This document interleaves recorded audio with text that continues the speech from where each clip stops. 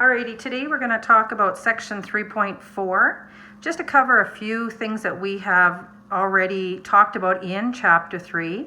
In section 3.1, we discuss characteristics of different polynomial functions like the leading coefficient, the effect that it had on the end behavior of a polynomial function and its graph. We talked about where the Y-intercept is in an equation, how we can identify where it is. And in section 3.3, we talked about how to find the X-intercepts by factoring our polynomial functions. Today what we're going to do is start looking at this quartic function. I've already kind of got some sense of what's going on with it. I identified that it has a positive leading coefficient, which would match the shape of a quartic function that is more concave up. I see that it has a constant term of 24. That corresponds to the Y-intercept. But this question's asking us to graph it using technology to find the X-intercepts. And you can see that I've got the X-intercepts listed here. I went on to my calculator. I entered the equation, the quartic function. And when I graphed it, I found that I had X-intercepts at positive 2. I had an X-intercept at negative 2 and an X-intercept at negative 3. Now what we discovered yesterday with section 3.3 was that those X-intercepts all correspond to factors of our function. So the X-intercept that's at positive 2 and 0 corresponds to a factor of x minus 2. The X-intercept at negative 2 and 0 corresponds to a factor at x plus 2. And our last X-intercept at negative 3 and 0 would correspond to a factor of x plus 3. But I'm concerned with this because I know with my quartic function, oopsies, that's supposed to be a minus, x squared minus 4x plus 24, that I should have 4 factors. These 3 factors are not quite enough to make up our original quartic function. When you take a look at x times x times x only gives me x cubed, not x to the power of 4. And my constants, my numbers in my binomial factors, negative 2 times positive 2 is negative 4. Negative 4 times positive 3 is only negative 12. So I know that my factors aren't quite all there, which is why when I take a look at the graph is going to help us figure out where we have a missing factor. I'm going to come back to where these are, what factor we are missing in just a second, as soon as we start talking about what's called the multiplicity. The multiplicity of the zeros is talking about the number of times a zero of a polynomial function occurs. So how many factors you have, the shape of the graph of a function at that x-intercept or at that zero depends on its multiplicity. So what is multiplicity? When you take a look at this first example here, these x-intercepts, these zeros of the function, have a multiplicity of 1. That corresponds to when you have a factor that is only occurring in a function once. So each of these x-intercepts, the 1, 2, 3 x-intercepts, all cut through the graph. Whereas if you have a graph that behaves like this at an x-intercept, kind of a parabolic feel at an x-intercept, we would say that that has a multiplicity of 2. So what we would have is a factor that has 2 factors that are exactly the same. If you see a graph that behaves in this way, where it kind of comes up to the x-axis and I say kind of rides along the line, we have a multiplicity of 3. So if I were to talk about an x-intercept here, that would have a power of 3 on that factor, meaning that there would be 3 three factors that are the same in our polynomial. So knowing the behavior, when I look back at the graph of the previous example, I see the x-intercept at -3 and -2 both behave the same way that this first example, the multiplicity of 1, behaves. They cut straight through the graph. Whereas the x-intercept at +2 behaves more like this graph, this multiplicity of 2 example. So that would tell me that I would be having two factors that are exactly the same that correspond with this x-intercept at +2. Well, knowing that, I'm going to go back to the first example. If we talk about our factors, the three factors for our polynomial that correspond with the x-intercepts, the x-intercept at +2, this one here, that has this factor, it must be occurring twice in order for it to behave in the graph that has that parabolic feel. So if I adjust my equation to add a fourth factor, two x minus 2 factors, one here and one here, I can now see that I have the 1, 2, 3, 4 x's that would give me back my x to the power 4. My -2 times a +2, -4. That -4 times +3 would be -12. And that -12 times -2 would make my +24. I feel better knowing that my factors are going to be these factors with the x minus 2 factor occurring twice. Now I know this example wanted us to go through the process of factoring. We did that yesterday, but I'm wanting to make sure that we can see how the factors are going to help us with drawing the graph of a polynomial function.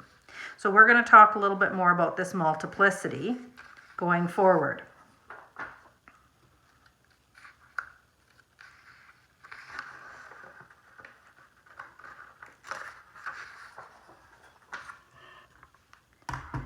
So in this example, they're asking us to determine the possible equation for the function that is shown below. Now they're giving us some different characteristics to consider. What is the least possible degree? Based on the shape that I see here, this is more of a cubic shape. So I would expect a degree 3 polynomial. The sign of the leading coefficient. This one has more of a downward trend, quadrant 2 to quadrant 4. And so then I would assume we have a negative leading coefficient. The x-intercepts and the factors of the function, I can tell the x-intercepts. The x-intercept at -2 and 0 is going to correspond to a factor of x plus 2.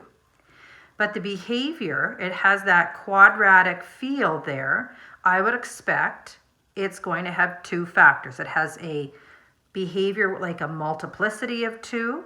That means I'm going to have two factors of x plus 2. The other factor that the other x-intercept that I see here is at 3 and 0. That would correspond to a factor of x minus 3. So if I put all of these things together, the x-intercepts, the factors that go with them, the negative leading coefficient, the fact that it is degree 3, I would come up with a possible function for the graph that we see here, x plus 2 squared and x minus 3, but a negative leading coefficient.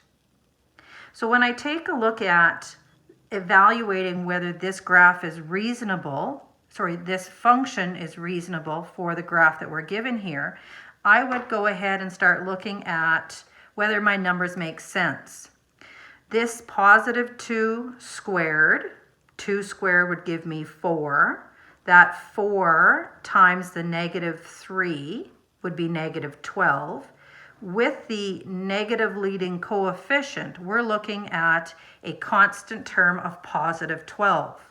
When I look in the graph, the y-axis seems to be going by 2. 2, 4, 6, 8, 10, 12 is where my y-intercept is. That corresponds with what would be the constant term of this function. So I'm quite happy with the equation that I came up with, the factors that I have, the multiplicity, the behavior at the x plus 2 factor, the the negative 2 x-intercept has a multiplicity of 2. The x-intercept at positive 3 and 0 corresponding to this x minus 3 factor has a multiplicity of 1. Only one of those factors in our polynomial, in our equation. Now, one thing that I haven't discussed is the intervals where the function is positive and where the interval is negative. And we'll take a look at that with this function. When you take a look at what they mean by where the function is positive, we're talking about the y values being positive. That would be here, where the y values are positive. The intervals where it is negative, again, we're talking about the y values being negative, and that is the part of the graph that is down here. So if we were wanting to talk about the intervals where our function is positive, I would be looking at the sections that I see going to the x-intercept at negative 2, where it goes up and comes back down to this x-intercept at positive 3. All of this section appears to be above the x-axis. Now the only thing is that we have to be careful, because right at the x-axis, the y values are neither positive nor negative. They're actually equal to 0. So I wouldn't count them as being positive or negative. So if I were to talk about where my function is positive, I would say that all the values that are less than negative 2, corresponding with this section of the graph, are positive. All the x values that are between these two x-intercepts at negative 2 and positive 3, again, are above the x-axis where the y values are positive. So I would say for x values that are greater than negative 2 but less than positive 3, our function is positive. The only part of our graph that appears where the graph is negative, where our interval is negative, would be this section of the graph down here. This is where our graph is negative. And again, you can see that I'm defining these intervals using the x values.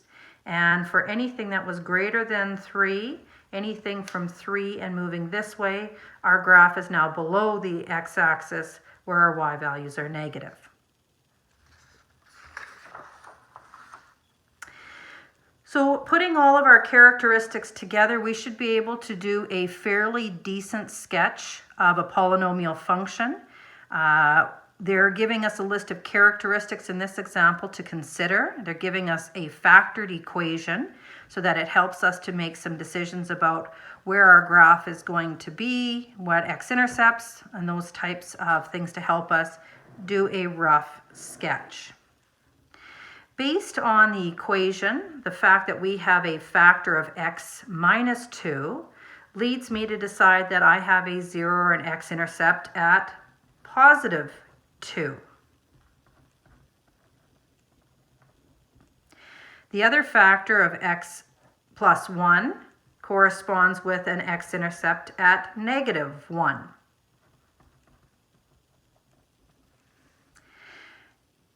Because of the multiplicity, I know how these are how the graph is going to behave at each of these x-intercepts.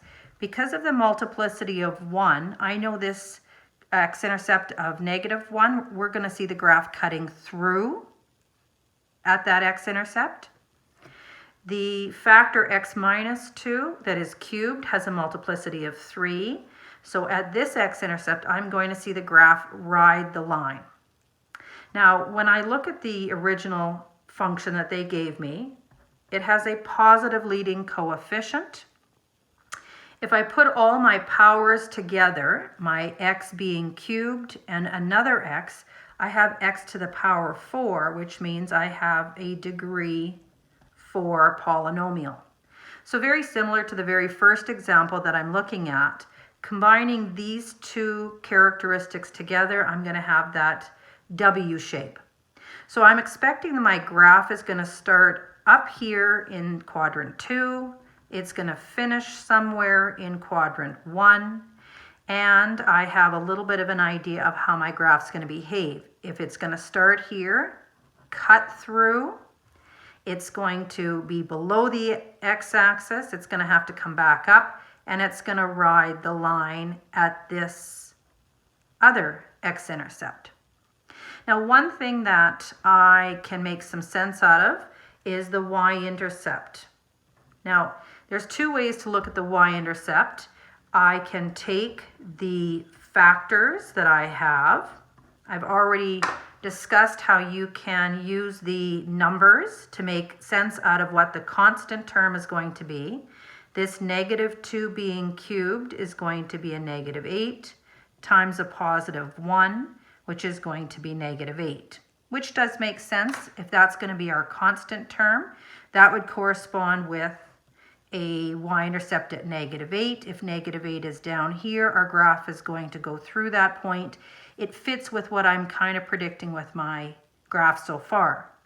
But don't forget, when we find a y-intercept where x is equal to 0 and we find the value of y, don't forget that we can take the equation, we can substitute in 0 in place of x, since that is the value of x at a y-intercept, and we can solve for y by using order of operation. 0 take away -2 is -2, will be cubed, and 0 plus 1 is going to be +1. And we get back to that same -8 times a +1, and our y-intercept is at -8. So sketching my graph, I'm comfortable with it starting in quadrant 2, coming straight through this intercept at -1, curving somewhere down here and coming back up, riding the line at this other x-intercept, and finishing up in quadrant 1. So when you take a look at the characteristics, the factors, the multiplicity, all of these characteristics together kind of allow us to paint a picture of what our graph is going to look like. I'm not going to do all of the examples that I have in my handout here. Those are ones that you can try. We've gone through all of the different possible approaches. What I'm going to have you do for this first part of section 3.4, the assignment is going to be on page 147, numbers 3, 4, 7, 8, 10, 14, and for all of those questions, just try A and C. Thank you.